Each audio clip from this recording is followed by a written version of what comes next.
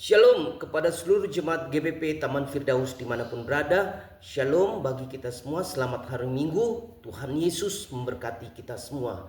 Hari ini saya akan menyampaikan satu kebenaran firman Tuhan yang saya ambil dalam kitab Perjanjian Baru dalam Injil Matius 5 ayat 23 sampai 25. Namun sebelum saya menyampaikan kebenaran firman Tuhan sebagai orang percaya, marilah kita bersatu hati dalam doa. Allah pencipta langit dan bumi, hamba bersyukur berterima kasih kepadamu Tuhan untuk kasih setia penyertaan yang Bapa berikan dalam kehidupan kami. Saat ini hamba akan menyampaikan satu kebenaran firman-Mu. Namun sebelum hamba menyampaikan kebenaran-Mu, hamba mohon ampun atas segala dosa-dosa hamba. Bapa layakan, kuduskan dan sucikan hamba. Setiap kuasa gelap, kuasa dunia yang mau mengganggu kami, mau mengambil firman ini daripada kami, hamba tolak dalam nama Tuhan Yesus. Berkatilah setiap jemaat yang mendengarkan firman ini, biarlah menjadi berkat dan menjadi pelita untuk terang dalam kehidupan kami. Terpuji namamu Bapa, dalam nama Tuhan Yesus kami berdoa dan mengucap syukur kepadamu. Haleluya, amin. Baiklah Bapak Ibu Saudara-saudari yang dikasihi di dalam nama Tuhan Yesus, hari ini saya merasa senang, bergembira ketika kita bertemu lagi dalam satu karunia Tuhan, anugerah Tuhan, sehingga Bapak Ibu Saudara dan saya semua dalam keadaan sehat dan masih bisa beribadah kepada Tuhan. Baiklah, kita akan sama-sama membaca, mendengarkan firman Tuhan pada hari ini yang saya ambil dalam Injil Matius pasal yang kelima, ayat 23 sampai 25. Saya akan bacakan buat Bapak Ibu Saudara-saudari.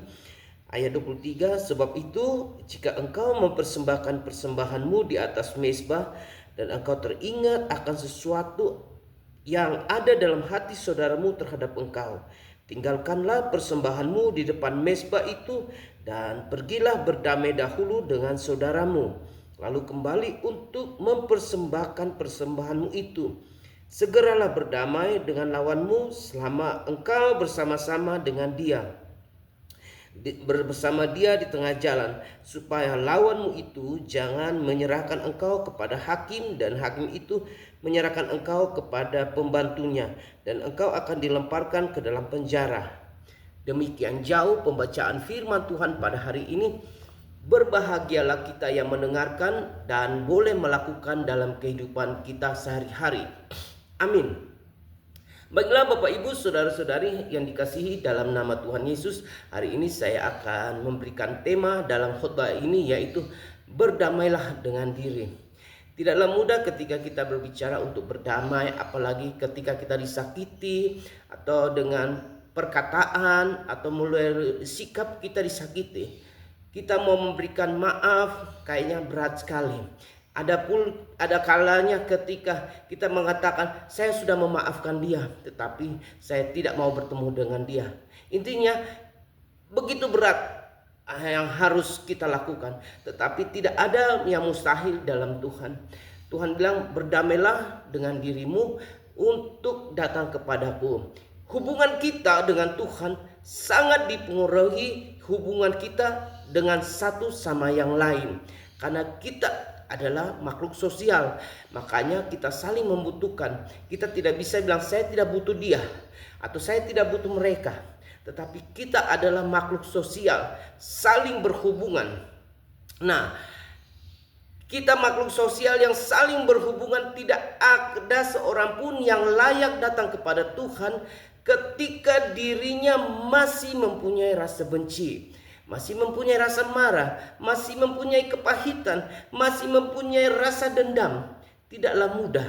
Oleh karena ini hari ini kita akan sama-sama belajar bagaimana supaya kita hidup berdamai dahulu dengan diri kita sebelum memasuki kita punya hubungan yang khusus lagi kepada Tuhan.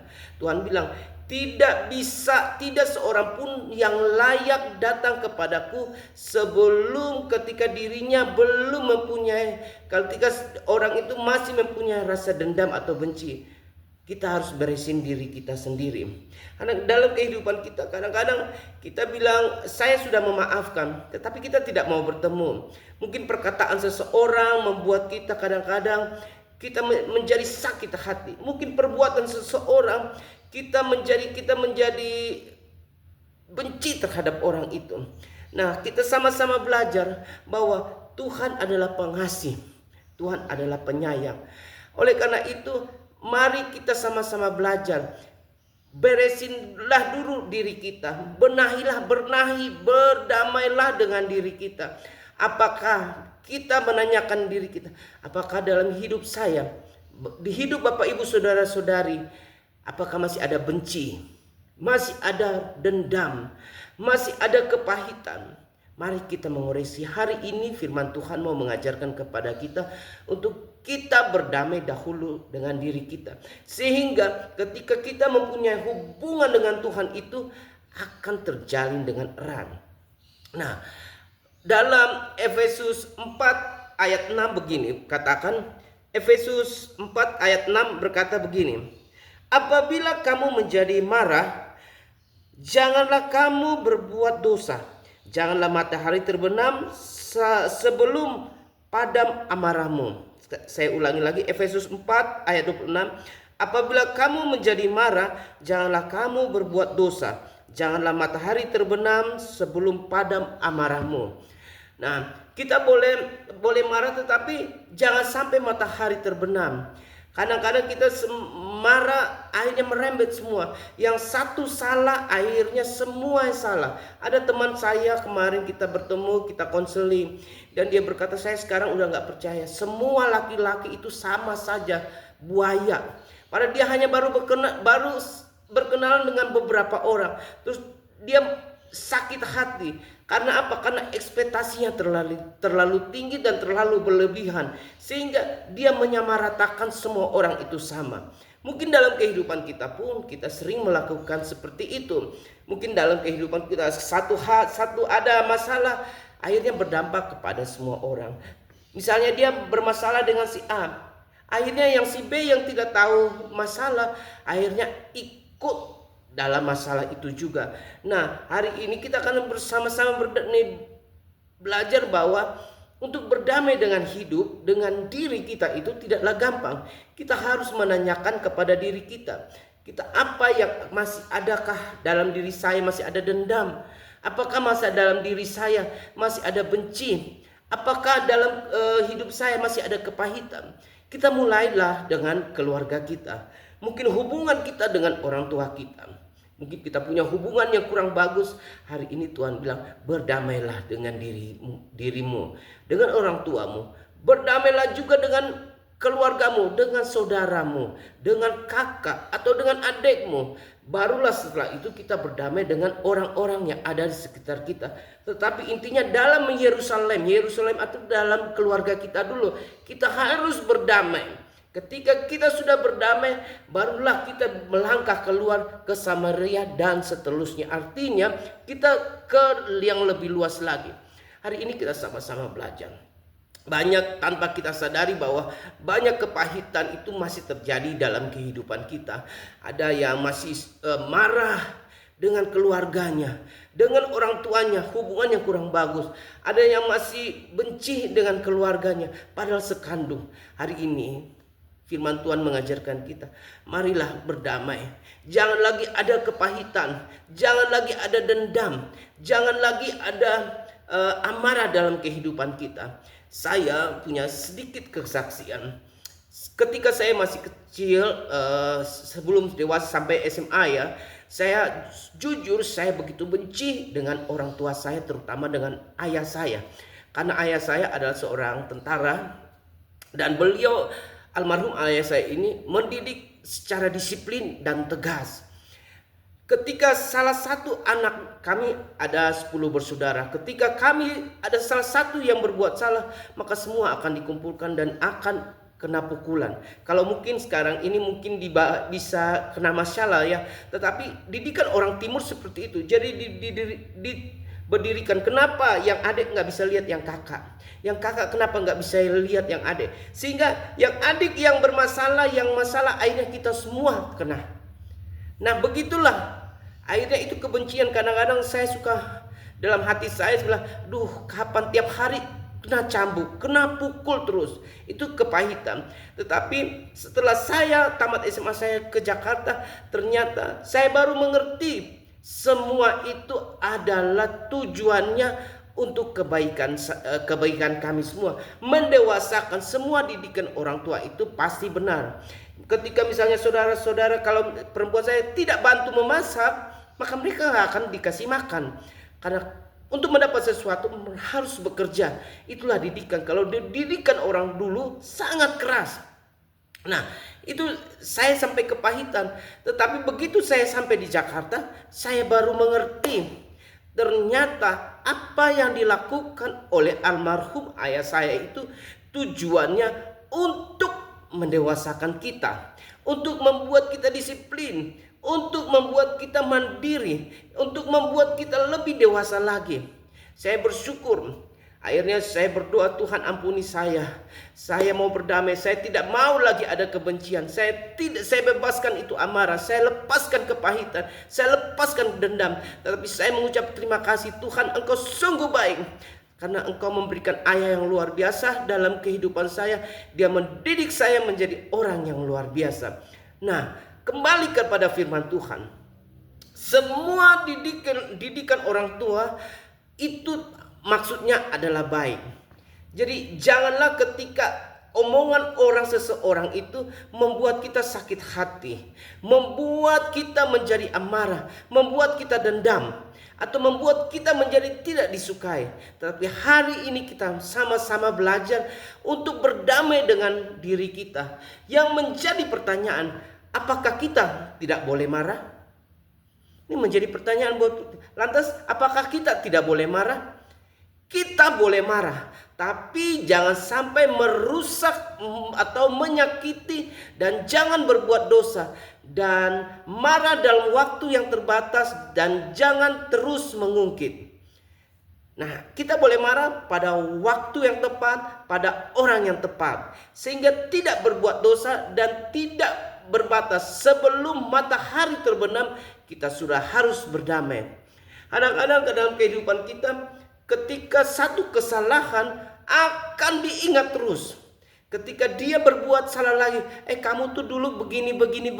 Padahal kita sudah melakukan, memaafkan. Tetapi hari ini, marilah Bapak Ibu saudara-saudari, berdamailah. Jangan pernah mengungkit-ungkit semua yang pernah dilakukan orang dalam kehidupan kita. Ingat Bapak Ibu, kita sudah diselamatkan, kita sudah diberikan anugerah. Dosa Bapak Ibu dan saudara dan saya sudah dihapus. Kita sudah menerima karunia keselamatan itu. Jika Bapak Ibu masih mau mengungkit dosa orang lain atau mengungkit kesalahan orang lain, bagaimana jika Allah Tuhan kita mengungkit kesalahan Bapak Ibu saudara dan saya? Mungkin kesalahan Bapak Ibu saudara dan saya lebih besar dari kesalahan orang yang pernah lakukan kepada Bapak Ibu saudara dan saya. Oleh karena itu, jangan lagi ada amarah, jangan membuat lagi dosa, jangan menghambat kehidupan kita untuk bersekutu dengan Tuhan. Oleh karena itu, Bapak Ibu saudara-saudari yang dikasihi dalam nama Tuhan Yesus, kita harus jangan sampai marah-marah, itu harus mempunyai batas. Sebelum matahari terbenam, kita sudah harus berdamai.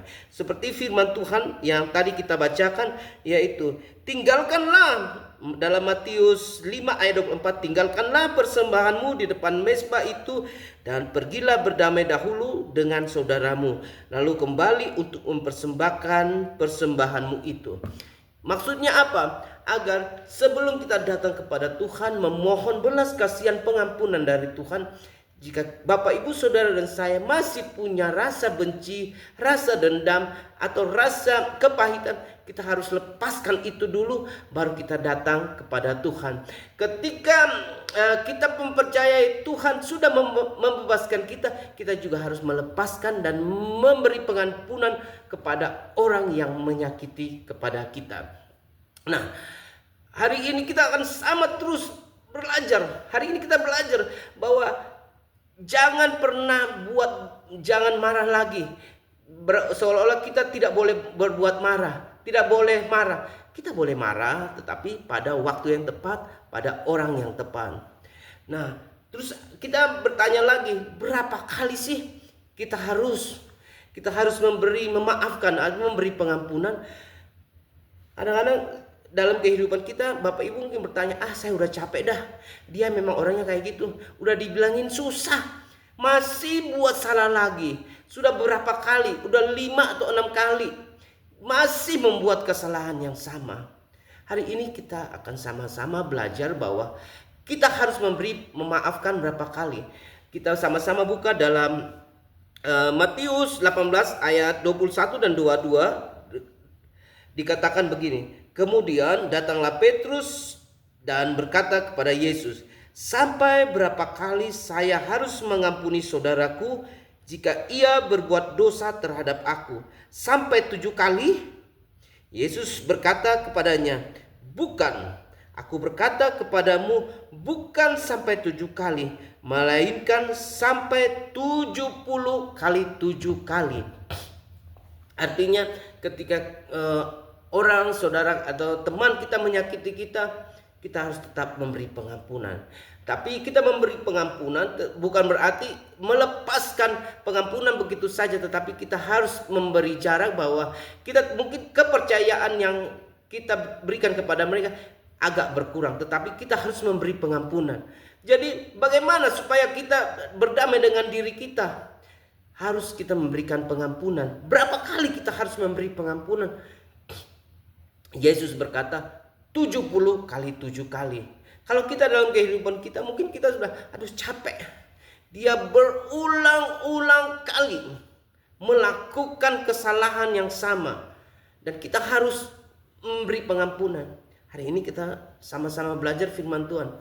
Bapak Ibu sekarang sudah umur berapa? Mungkin dosa Bapak Ibu mungkin lebih dari 1000 kali kita melakukan dosa. Ketika kita datang kepada Tuhan, kepada Sang Pencipta, Penyelamat kita, kita memohon pengampunan. Tuhan, kita memberikan pengampunan kepada kita. Kita dengan ketulusan hati kita memohon ampun. Tuhan memberikan pengampunan buat kita. Apalagi apa yang harus kita banggakan? Tuhan sudah memberi pengampunan kepada kita. Kita pun harus memberi pengampunan kepada orang yang menyakiti kita. Bukan 1 kali, bukan 2 kali, bukan 7 kali, tetapi 70 kali 7 kali. Itu yang harus kita lakukan. Karena ketika kita memberi pengampunan, artinya kita sudah melepaskan semua, memberikan damai sejahtera dalam kehidupan kita. Nah, bagaimana, pertanyaan yang berikut, bagaimana supaya kita tidak menjadi marah? Karena kita kalau dalam kehidupan kita tidak mustahil bagi kita jika kita tidak marah. Tapi hari ini kita satu pertanyaan, bagaimana supaya kita tidak menjadi marah? Artinya apa? Kita harus berdamai dengan diri kita. Keterbukaan adalah awal dari pemulihan. Jadi supaya kita tidak bisa marah dan tidak dendam, tidak ada akar kepahitan, kita harus melepaskan pengampunan. Pengampunan itu kepada orang yang menyakiti kita. Bapak Ibu, dalam kehidupan sehari-hari, jangan pernah percaya dengan orang yang bermulut manis, yang datang dengan kebaikan, yang datang dengan baik banget. Ingat Bapak Ibu, kebaikan seseorang itu terhadap kita mungkin ada maksud dan tujuan tertentu. Tetapi hari ini kita akan sama-sama belajar bahwa semua kebaikan, semua orang itu kita boleh berprasangka baik kepada mereka. Tetapi tidak semua orang itu baik terhadap kita. Ingat, Yudas datang kepada Tuhan dengan ciuman manisnya. Tetapi Yesus berkata apa? Hai teman, engkau datang dengan ciumanmu, dengan maksud niat burukmu. Tapi apakah Yesus marah? Tidak. Kalau memang sudah atas perintah Tuhan, kita menerima. Bagaimana supaya kita tidak menjadi marah? Kita harus berdamai dengan diri kita. Dengan satu, bahwa kita sudah diampuni kesalahan kita. Dalam Matius 5 ayat 23 dan 24 yang tadi kita baca, di situ dikatakan Sebab itu jika engkau mempersembahkan persembahanmu di atas mezbah dan engkau teringat akan sesuatu yang ada dalam hati saudaramu terhadap engkau, tinggalkanlah persembahanmu di depan mezbah itu dan pergilah berdamai dahulu dengan saudaramu lalu kembali untuk mempersembahkan persembahan itu. Jadi kita harus berdamai dulu. Bagaimana supaya kita tidak bisa marah? Kita harus hidup di dalam Tuhan. Ketika kita sudah hidup di dalam Tuhan, kita akan mengerti, oh ternyata orangnya seperti itu. Saya jujur, saya pernah mengalami hal yang tidak mengenakan ketika saya tinggal di asrama. Waktu itu saya di STT tinggal di asrama. Dan saya orangnya tegas dan disiplin. Ketika adik-adik saya tidak melakukan hal yang sesuai peraturan, maka saya akan menegur mereka. Dan pada saat itu apa yang saya lakukan kepada adik-adik saya itu, pasti banyak yang tidak menyukai terhadap saya. Banyak yang merasa benci kepada saya. Tetapi saya punya keyakinan saya melakukan tujuannya untuk mendidik mereka. Nah, setelah kita tamat, akhirnya beberapa tahun kemudian beberapa teman akhirnya mereka ngomong, mereka telepon. Sebelumnya mereka tidak menyukai terhadap saya, mereka ngomong, "Bang, ternyata apa yang abang lakukan terhadap kita itu dahulu tujuannya untuk kebaikan kita. Kenapa abang waktu itu nggak mau marah? Ketika tahu kita benci dengan abang nggak mau marah." Saya bilang, saya tahu, cuma saya tidak mau marah karena saya sudah hidup di dalam Tuhan. Saya hidup karena kasih karunia Tuhan, maka saya tidak akan marah kepada kalian karena kalian adalah saudara saya. Nah, hari ini kepada Bapak Ibu saudara-saudari juga harus memberikan pengampunan. Supaya kita tidak lagi punya dendam, kita harus berdamai dahulu dengan Tuhan. Apa yang akan kita hasilkan ketika kita berdamai dengan Tuhan? Kita berdamai dengan diri kita, yaitu upahnya apa? Kita akan disebut sebagai anak-anak Allah. Dalam Matius 5 ayat 9 berkata begini. Berbahagialah orang yang membawa damai, karena mereka akan disebut anak-anak Allah. Jadi upah kita ketika berdamai dengan diri kita sendiri, dengan orang lain, dengan masa lalu kita, dengan kehidupan kita, maka kita akan disebut dengan anak-anak Allah. Betapa bahagianya ketika kita disebut sebagai anak-anak Allah. Membawa damai bukan berarti memilih diam saja dengan alasan tidak mau ribut ketika ada masalah. Membawa damai itulah bukan memilih diam, teman-teman, tetapi kita harus memberikan tindakan. Membawa damai bukan berarti untuk menolak, untuk menghadapi masalah atau menghindar dari masalah. Dalam kehidupan kita pun kita tidak bisa menghindar dan menolak dengan adanya masalah. Tetapi dengan adanya masalah, maka kita semakin dewasa dalam rohani kita. Yang berikutnya, membawa damai adalah melakukan suatu tindakan untuk membereskan masalah-masalah dan konflik yang sedang terjadi supaya selesai dengan baik, dengan damai sejahtera. Jadi membawa damai itu harus memberi dampak. Oleh karena itu Bapak Ibu saudara-saudari, hari ini berdamailah dengan dirimu. Jika masih ada rasa marah, rasa iri, rasa dendam, berdamailah. Karena ketika kita melepaskan perdamaian, melepaskan amarah, itu akan menghambat hubungan kita dengan Tuhan. Jadi kita sama-sama upah kita berdamai, menjadi orang yang damai, membawa pembawa damai. Bapak, Ibu, Saudara, dan saya akan disebut sebagai anak-anak Allah.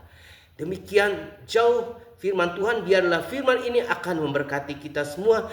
Dan kita semua disebut sebagai anak-anak pembawa damai dan menjadi anak-anak Allah. Mari kita bersatu hati dalam doa. Segala puji syukur hamba naikkan kehadirat-Mu Tuhan.